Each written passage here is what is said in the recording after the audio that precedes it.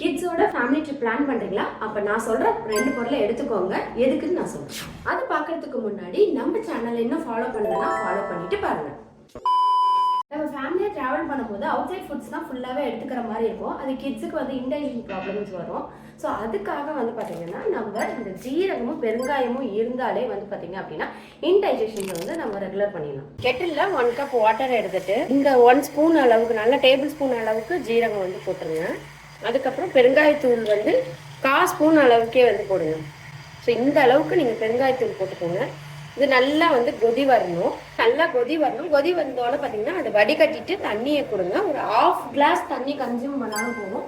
So vomiting அவங்களுக்கு இருக்குது, இல்லை லூஸ் ஸ்டூல்ஸ் இருக்குது, அந்த மாதிரி இருந்தால் கூட இது வாட்டர் நீங்கள் குடிக்கும் போது வந்து பார்த்தீங்கன்னா அந்த இன்டைஜஷன் ப்ராப்ளம்ஸ் வந்து எல்லாருக்குமே சரியாயிடும். இது 1 இயர் கிட்லேருந்து யார் வேணாலும் இந்த டிப்ஸை வந்து யூஸ் பண்ணலாம்.